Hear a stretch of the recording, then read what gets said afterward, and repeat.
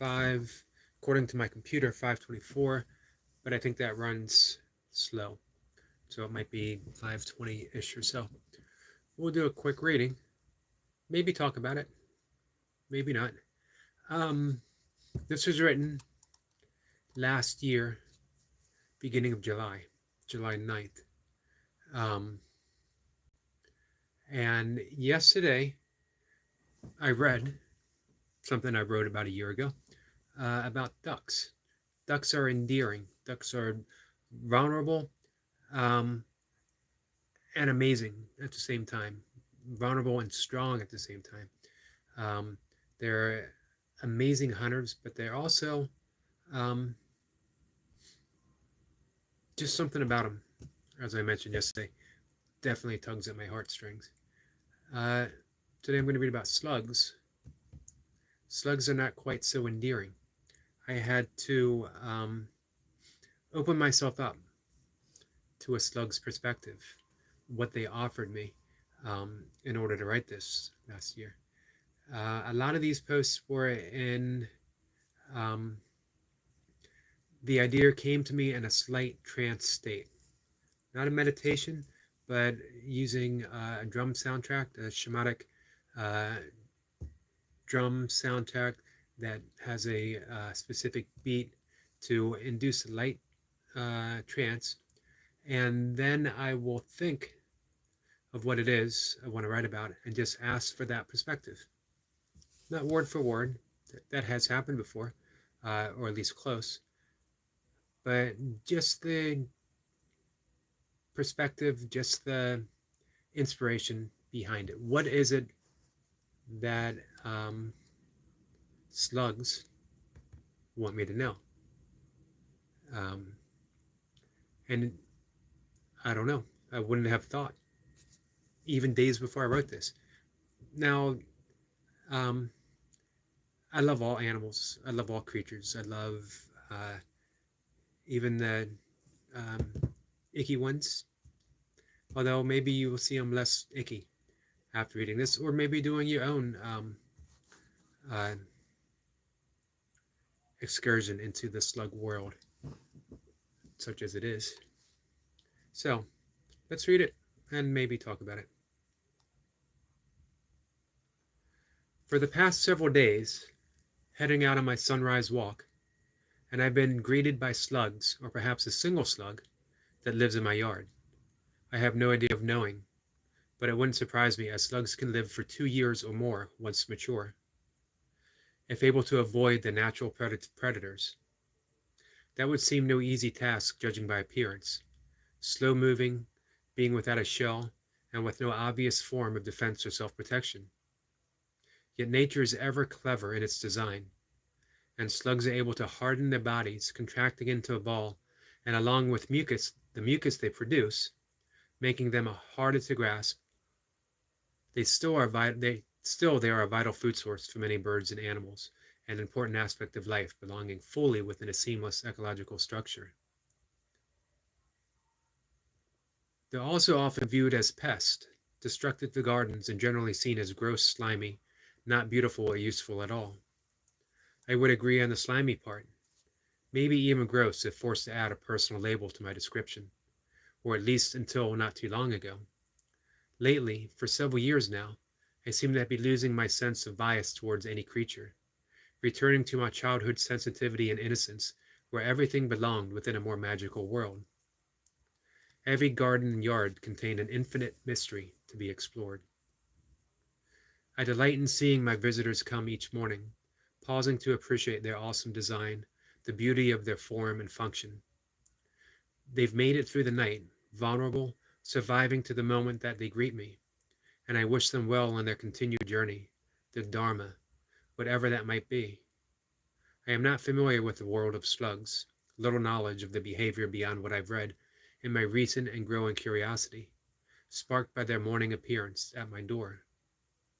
But I know that everything has a dharma of their own, never small, as life is an endless circle of belonging, vast, yet infinitely connected by design. My pause and appreciation to their visit links me to them now. made more intimate by my observation and the short but heartfelt prayer I offer in greeting. Thank you, thank you, thank you for this moment of together. Everything belongs. So, that's Slugs. Our friend Cowboy Larry is here. Says it's been a while. It has been. How are you? And of Geek Seth, am I pronouncing that right? Says hi. What's this about? It is about slugs. Um, the slimy, icky slug we see on summer mornings or afternoons, um, and how they fit into, well, how they fit into my world, how they fit into all of our worlds. Um, as I mentioned, I wrote this a year ago. It was summertime. So when I say for the past several days, I'm referring to those days in summer last year. I would go out for my sunrise walk, which now is actually well before sunrise. Uh, and I've been greeted by slugs, or maybe a single slug. Um, we'll read this one more time, if anyone cares to stick around. I know Cowboy Larry was here, so he might not want to hear this again. Um, we'll read this and maybe make comments along the way. For the past several days, heading out on my sunrise walk, and I've been greeted by slugs, or perhaps a single slug that lives in my yard. I have no idea of knowing, but it wouldn't surprise me, as slugs can live for 2 years once mature, if able to avoid their natural predators. That would seem no easy task, judging by appearance. Slow-moving, being without a shell, and with no obvious forms of defense or self-protection. Yet nature is ever clever in its design, and slugs are able to harden their bodies, contracting into a ball, and along with the mucus they produce, making them harder to grasp. Still, they are a vital food source for many birds and animals, an important aspect of life, belonging fully within a seamless ecological structure. Everything has a purpose, my friends. Um, that was the first lesson of slugs, that everything has a purpose. Not that everything needs a purpose, but everything has one, and there's a distinction that we'll cover in a minute. They're also often viewed as pests, destructive to gardens and generally seen as gross, slimy, not beautiful or useful at all. I would agree on the slimy part, maybe even gross if forced to add a personal label to my description, or at least until not too long ago. Lately, for several years now, I seem to be losing my sense of bias towards any creature, returning to my childhood sensitivity and innocence where everything belonged within a more magical world. Every garden and yard contained an infinite mystery to be explored. That's the childlike curiosity where everything had its own kind of beauty, its own fascination. We were curious about the world. We were curious. One little yard could contain a vast, infinite mystery to be explored. I spent hours in my yard, just with a magnifying glass, seeing what I could find, what insects would crawl across. During COVID, when I had to stick close to home, taking care of my 93-year-old father, um, especially when things were shut down, I would walk my neighborhood block just over a quarter mile, and never once did I feel like I was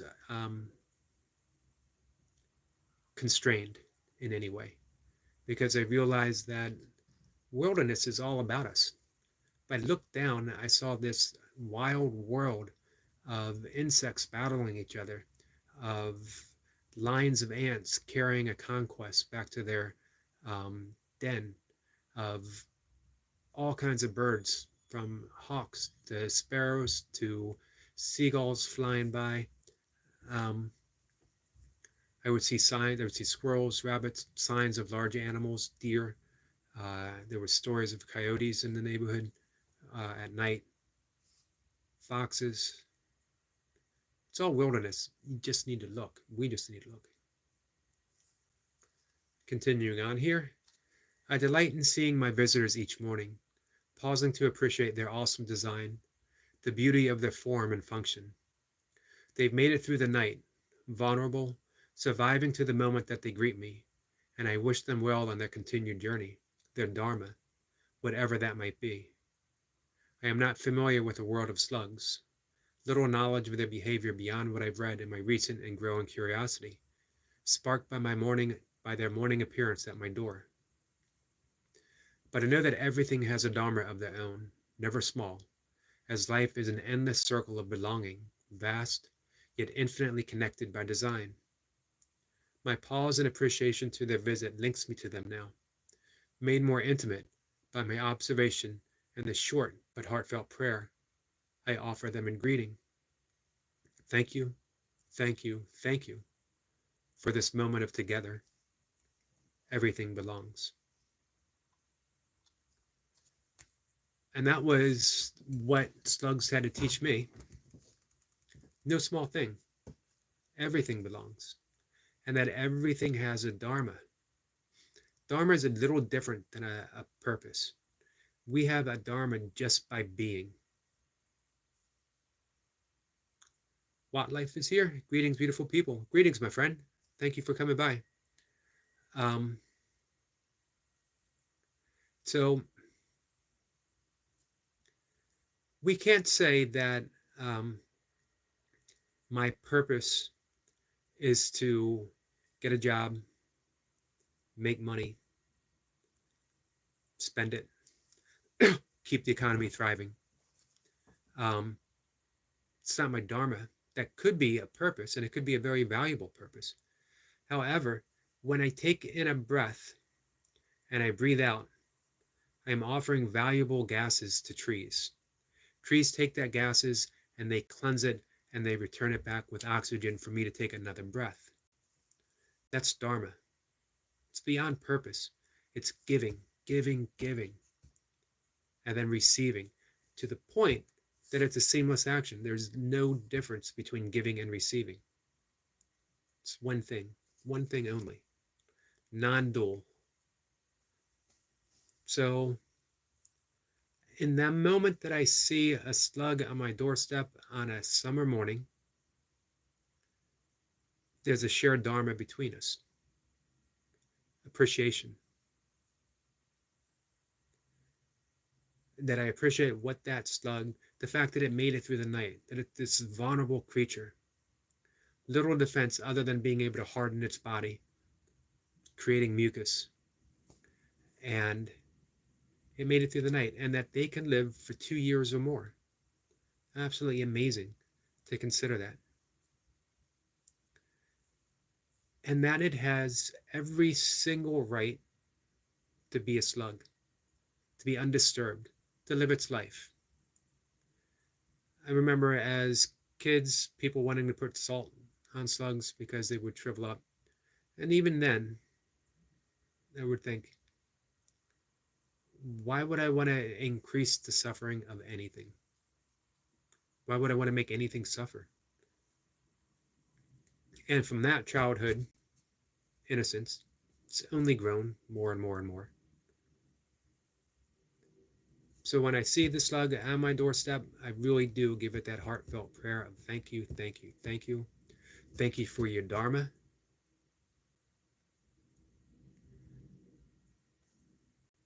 Thank you for what you're offering me. Destiny says, Eric, is this reading from your vlog? This is from my regular blog that I've been keeping for 20. I have 2 blogs, but I write the same thing. One I was able to monetize. I have my original e-blogger, and then I have WordPress blog. And yeah, I've been keeping a blog for 20 plus years about whatever. I write a lot about yoga, meditation. I love writing about nature. I love writing about science. My father was a science teacher for 40 plus years. Just fascinated by the world, fascinated by science, fascinated by history. And he would take no small amount of pleasure in me writing about science. And we would often talk science together. I love writing about every type of animal, every type of life. And I try to do it from a shamanic point of view, um, that just by witnessing something, I become a participant within the cycle of the world, the cycle of the moment, the cycle of life that contains me and the slug, or me and the crow, or me and the duck that I read yesterday. And what is it that a slug brings to me? What gift? What is the knowledge that can be passed on? And I will let that sit until the words come to me. I might do a little research so I can be factually based on what I'm writing, but it's not about presenting facts. It's not about a nature story. It's not about um, a scientific explanation of the life of a slug. It is my relationship on a summer morning with a slug. Yesterday was about my relationship with ducks, which has been a lifelong relationship. Um, so I've been writing about this stuff forever in one form or another. Um, and I try to leave a link in the description of my blog if anyone wants to visit. I was doing a lot of this in shorts, but I realized, and I talked about this with Destiny, it loses its continuity. Continuity. Um, if I keep saying it out loud, it'll lose all meaning to me whatsoever. Um, so I thought, you know what? Why not do another live session and just practice my reading aloud, um, which some days goes okay, some days doesn't. Usually, if I read it a second time slowly and I offer an explanation, I seem to do better. Um, as I mentioned before, if there's an animal that you want uh, me to see if I've written anything, I may have, I may not, let me know and I'll look it up. If I haven't, maybe I can. It would have to be something that's available here that I have some type of relationship with, because again, what I write about is relationships. And everything's a relationship in some way. Everything. That we are in relation to everything in the world, and everything in the world is in relation to us. Familiar, so to speak.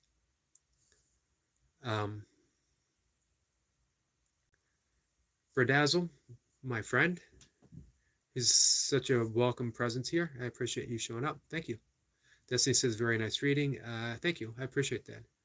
And I'd like your reading in more details than in the shorts. Just me. You know what? I feel more comfortable doing this than in the shorts. Each short I was putting pressure on myself to get it right in that amount of time. How do I break it up?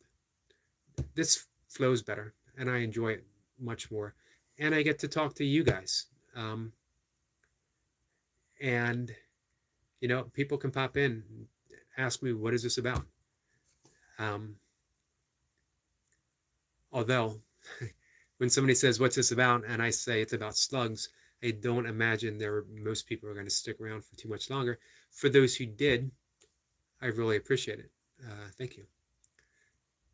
So, with that, guys, we'll call it a night. And I try to do two things. I cut and paste the entire reading, and then underneath it, I post a link to the blog. If anyone wants to just go and explore the blog, feel free. I also post my writing of the day every day on Facebook. So come on by on Facebook, look me up. Let's be Facebook friends. And that's it. We'll be back. Tomorrow morning is burpees of one kind or another. We'll see. Destiny, thank you. Verdazzle, thank you as always for showing up. Cowboy Larry, sorry we didn't get a chance to talk. I hope all is well with you. I hope your grandmother is doing well. And um, Wildlife, thank you. I appreciate it. And let's see. Have Geek Seth, thank you as well for stopping by. Everyone have a good night. I'll see you tomorrow. Take care, guys.